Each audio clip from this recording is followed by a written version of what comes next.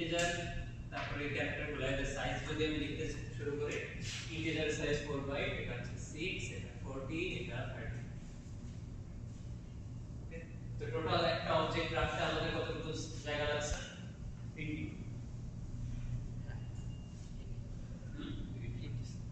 10 হ্যাঁ 80 তো টোটাল জায়গা লাগছে 80 and total width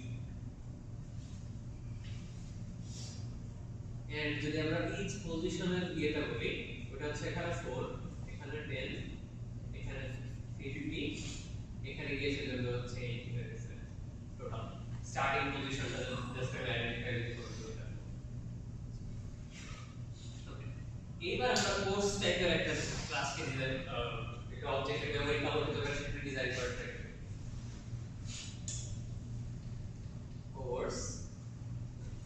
কোর্সের ভিতরে অনেকগুলো ইনফরমেশন আছে প্রথম হচ্ছে একটা ইন্টিজার কোর্স কোড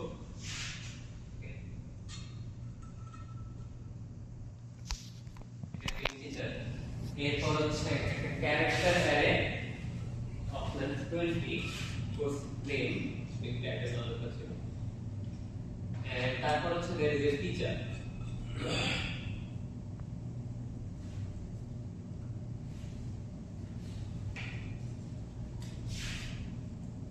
এটা একটা ইন্টিজার ওর সাইজ হচ্ছে 4 এটা একটা নেম অফ 20 লেন্থ তাহলে ওর সাইজ হচ্ছে 40 টিচার একটা টিচারের অবজেক্ট তো ওর সাইজ আমরা উপরে পেলাম যে 80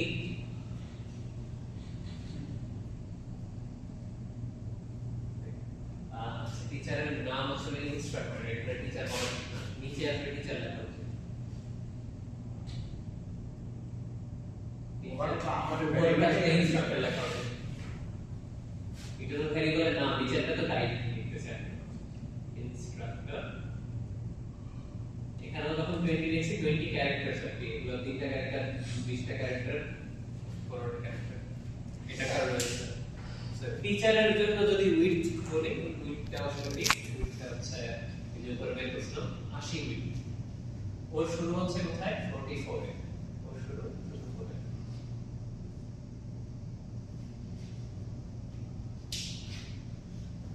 এগুলো হচ্ছে আমাদের অফসেট আছে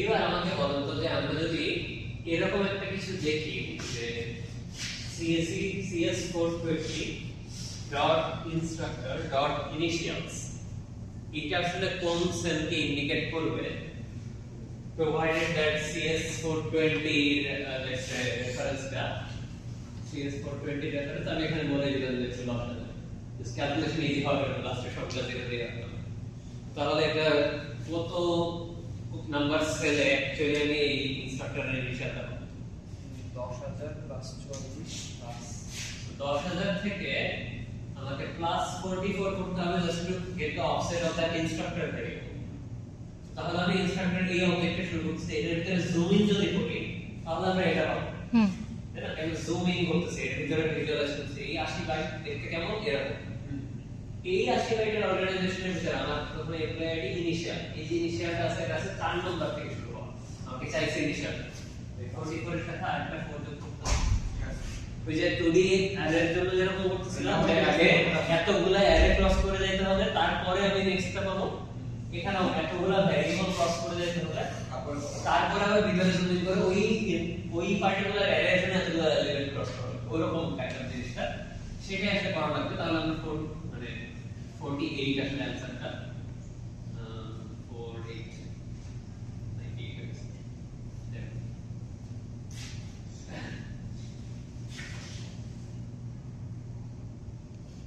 এখানে আসলে যদি ওরা আলাদা 3 স্কোর জেনারেট করে দেখেন স্যার যে এখানে 44 কেন তো যদি আমরা যদি এটার জন্য এটাও লিখতাম এটা বেসিক্যালি এখন একটা কি সিম্বল ডেরিভেটিভ এক্সেস ট্রান্সপোজ করা এক্সেস ট্রান্সপোজ করা এটা যদি উল্টা করতাম এরকম তাহলে সিম্বল ডেরিভেটিভ তো ওই সিম্বল ডেরিভেটিভের মতই আমাদের জাস্ট এখান থেকে দেখা যাচ্ছে স্টার্টস এট 44 এবং ওই 44 এর থেকে আবার বেস অ্যাড্রেস চেঞ্জ করতে হয় 4 এটা to get the initial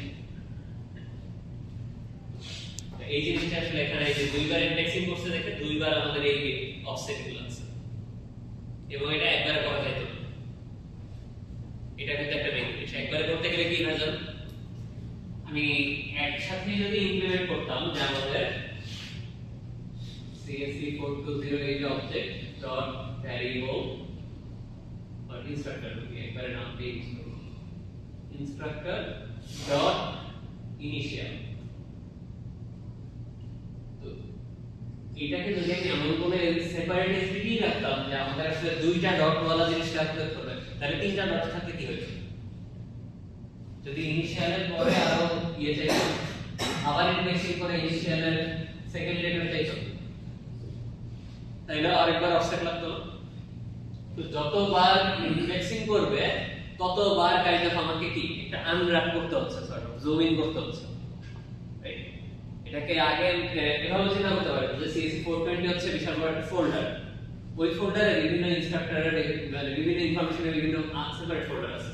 there is a folder called course code, there is a folder called course name, there is a folder called instructor.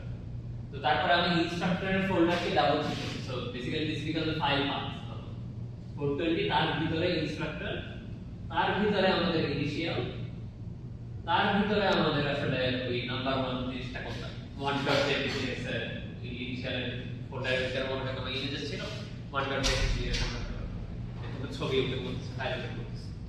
যত বেশি ডট থাকবে, যত বেশি বেসিক্যালি এই মেম্বারশিপ থাকবে, তত বেশি আমাদেরকে আনর্যাপ করা লাগবে, আর তত বেশি আমাদের এই যে অফসেট এবং বেস আরেকবার নিয়ে এসে ক্যালকুলেট করা লাগবে।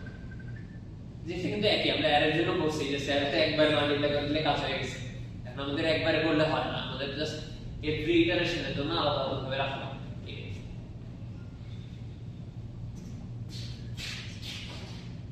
তো এইটুকু আসলে বুঝলে আমি আসলে ইন ডেপথ ওইভাবে যাচ্ছি না যে এসডিডি তে আসলে কিভাবে চেঞ্জেস হইতো।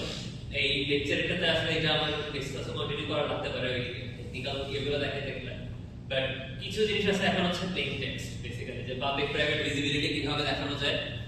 মানে আমাদের তো ওপি মানে তো আসলে জাস্ট এই জিনিসটা স্ট্রাকচার না, আমাদের তো আরো ফাংশন কল এবং আরো অ্যাডিশনাল স্টাফ থাকে।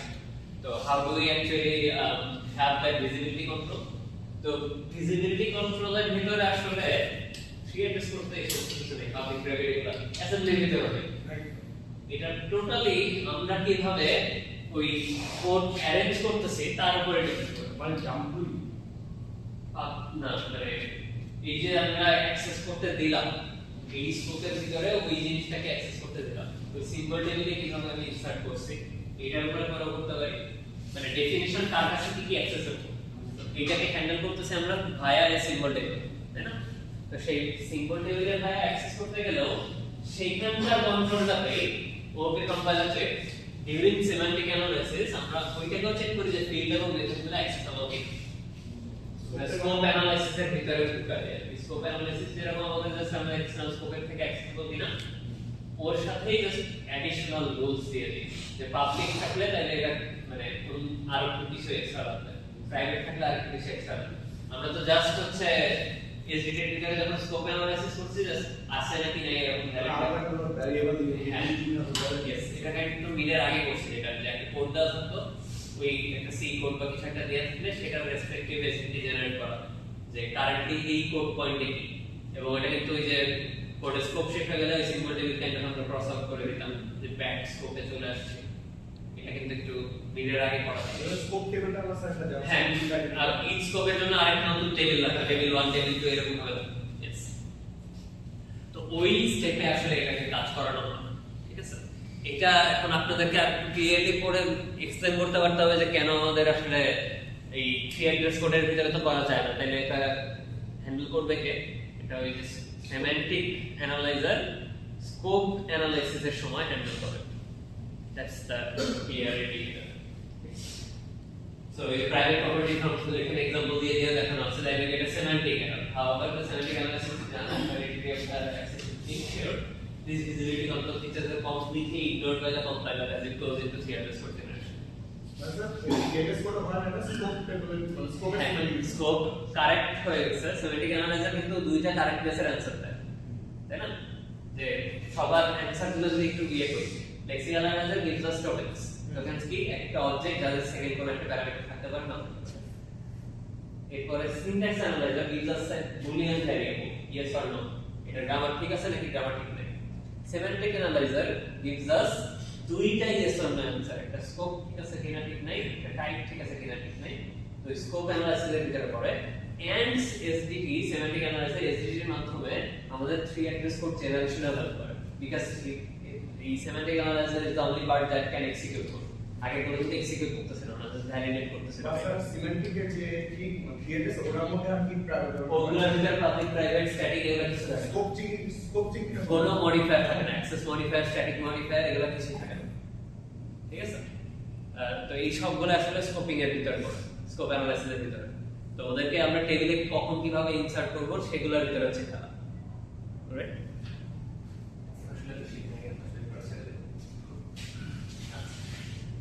So there are also, I don't think আমাদের OP course এখন এগুলো পড়ানো হয়। There are certain keywords called final and constant, which is static, public, private যেরকম keyword আছে, modifier keyword ওরা। The final constant এটাও আছে। এরা basically make sure final and constant segmentation, different language এর different targets করে। C টা constant, Java তে final। এটা বলার মানে হচ্ছে এই এমন একটা ভ্যারিয়েবল ডিক্লেয়ার করতেছে যার ভ্যালু জীবনে চেঞ্জ হবে না। It's like pi. যে pi equal to আপনি কিছু অ্যাসাইন করতে পারবেন না, math.pi equal to অ্যাসাইন করতে পারবেন না। পাইথনে অ্যাসাইন করতে পারবেন, পাইথন জাভা বা সি তে আপনি ট্রাই করেন যে ম্যাথ ইম্পোর্ট করে নিয়ে তারপর ম্যাথ.পাই ইকুয়াল টু সামথিং অ্যাসাইন করবেন, পারবেন। ইন্টিজারের ম্যাক্স লিমিট এটা সেট করা যায়, ম্যাক্স লিমিট ভ্যারিয়েবলটা কিন্তু ইউজ করা যায়। Integer dot max max value এরকম একটা কনস্ট্যান্ট আছে, বাট এটাকে চেঞ্জ করা যায় না। তো ওইরকম একটা কিছু আছে, এবং বাট ওই কিওয়ার্ডগুলো we make we just use that as a normal integer variable or normal floating variable. Fine.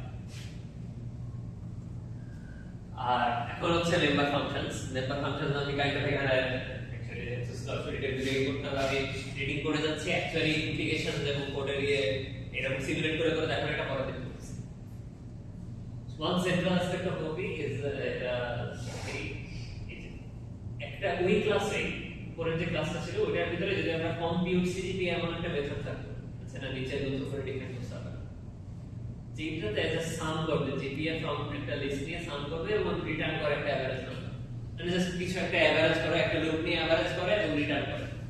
এইটার জন্য অ্যাচিভ করব কিভাবে সেটার একটা এক্সাম্পল টাইপ অফ দেখানো আছে। তো এখানে ডেফিনিশন হিসেবে দেওয়া হয়েছে যে প্রভিশন আছে কিনা এটা একটা চেকার মেথড, যদি ওটা বুলিয়ান রিটার্ন করতেছে।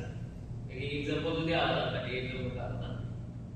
তো এখানে দেখবেন যে ও কাজ কি করতেছে, ও হচ্ছে একটা ফর ইচ লুপ লিখছে পাইথনের মধ্যে। মানে ফর লুপ কিন্তু আসলে পাইথনের ফর লুপটা for each loop member check করে, যে ইন দিয়ে চেক করে, যেহেতু ইন মানে কি মেম্বারশিপ অপারেটর। সো এখানে আসলে ইন দিয়ে চেক করতেছে। সেমিস্টার সিজিপিএস কি, সেমিস্টার সিজিপিএস হচ্ছে একটা লিস্ট অফ ফ্লোটস আর একটা অ্যারে অফ ফ্লোটস, একই জিনিস। এখন লিস্ট অফ ফ্লোট গুলো আর অ্যারে অফ ফ্লোট গুলো আমরা তো সেন্স অবজেক্ট হ্যান্ডেল করতে পারি, এটা হ্যান্ডেল করা বেশি না। এটা এভাবে দেখার কারণটা কি, এটা মানে কাইন্ড অফ জাভাতে ওই লিস্ট একদম বিল্ট ইন লিস্ট যদি ইউজ করতে চাই ইনস্টেড অফ অ্যারে, তাহলে এভাবে ইউজ করতে হয়। তো লিংক লিস্ট বের করতে হয় বেসিক্যালি। সো বাট একই কাজই কিন্তু, মানে এখানে ইন্ডেক্সিং করা যাচ্ছে। তো একটা নিয়ে সে হচ্ছে জিপিএস সেমিস্টার সিজিপিএস সাম করতেছে, তারপরে সেমিস্টার সিজিপিএস কতগুলো ছিল সেটাতে ভাগ করে দিচ্ছে, এভারেজ বের করছে বেসিক্যালি। এভারেজ বের করে সেই সিজিপিএ যদি আমাদের threshold CGPA which is threshold CGPA একটা প্যারামিটার, সেই প্যারামিটার যদি পাঠায় তার সাথে কম্পেয়ার করছে তাহলে রিটার্ন ফলস, যে না সে প্রফেশনে নাই, আদারওয়াইজ হচ্ছে আমি রিটার্ন ট্রু করতেছি। এইটা যে প্যারামিটারের স্কোপ কোনটা কোন স্কোপে থাকবে সেটা আগে প্রথমে আইডেন্টিফাই করা হচ্ছে আমাদের। ওকে, এই ভ্যারিয়েবলগুলোর ভিতরে এই মেথডটাকে জাস্ট যদি আমি দেখি, এখানে অনেকগুলো ভ্যারিয়েবল আছে, কোনটা কোন স্কোপে যাবে, এই যে থ্রেশহোল্ড, এই যে জিপিএস সাম, এগুলো কোন, এই দুইটা খালি কি লোকাল স্কোপে, থ্রেশহোল্ড জিপিএস সাম সিজিপিএ, এটা আসলে লোকাল স্কোপ। তো এটা আসলে এরকম ভাবে বলা যে থ্রেশহোল্ড সিজিপিএ এটা প্যারামিটারের স্কোপ।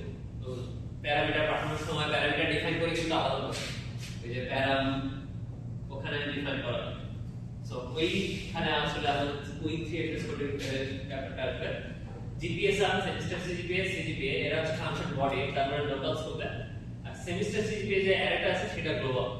সেটা ক্লাস এক্সপোর্ট করতেছে।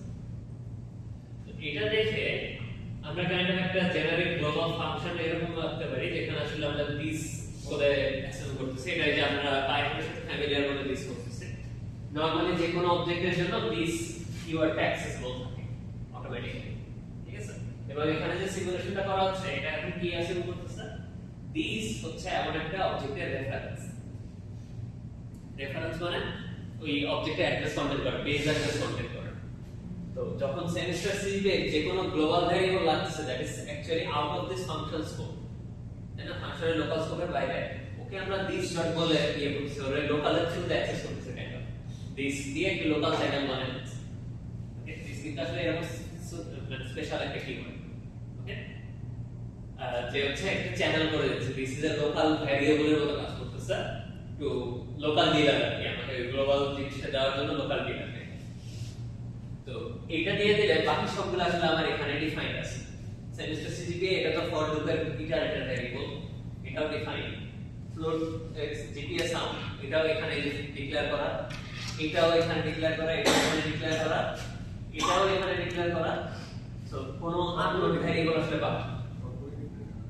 সো তাইলে আমরা শুধু এই স্কোপের ভিতরে কন্টেন্ট থাকলে এই স্কোপের জন্য কমপ্লিট একটা কোড লিখতে পারবো, যেটা আমরা নরমাল ফাংশনের জন্য লিখলাম, তাই না? নরমাল ফাংশনের জন্য আমরা যে এক্সটার্নাল জিনিসপত্রের উপর ডিপেন্ডেন্ট কম থাকতাম, আমরা এই সেলফ কন্টেন্ট একটা ইয়ে করতাম। তো ওপে কোডের জন্য জাস্ট আমাদের এই জিনিসটাকে ইম্পোর্ট করে নিয়ে আসলাম, that's the only new part. এখন হচ্ছে আমরা এটার জন্য ইকুইভ্যালেন্ট কোড কিভাবে আসে আমি এখানে আঁকানো উচিত, বিকজ একটু পরে যে এক্সটেনশন দেওয়ার কথা আসতে পারে, এটাকে আসলে আমার দেখানো উচিত যে ভিতরে কিভাবে কাজ করবে এই জিনিসটা, ঠিক আছে? এটা লেখার কারণে আমাদের স্কোপে কিভাবে চেঞ্জেস হয়েছে সেটাকে আসলে এরকম সাথে টেবিল লিখে ড্রপ দেখানো উচিত। এটা যদি টাইম হবে, বাট এরপরে যে ইনহেরিটেন্স এবং কনভার্সেবল জিনিসগুলো আছে এটা আমরা ডিসকাসে আর দেখব। এখানেও আছে যে আসলে ক্লাস কি পারসন তারপরে স্টুডেন্ট কিভাবে পাচ্ছে, ওই এক লিস্টেই থাকে। আমরা অ্যাকচুয়ালি যে ফোনে যারা যেভাবে করে আসছে it's basically the same thing. আমাদের নেক্সট ক্লাসটা হচ্ছে আমরা একটু নোটিস ইয়ে করি, ক্লিয়ার করি 29 তারিখে। আজকে ক্লাস আর কিছু নেই, আমি অ্যাটেন্ডেন্স কল সিস্টেমে। স্যার আপনি তো এখানে রেখে দেবেন।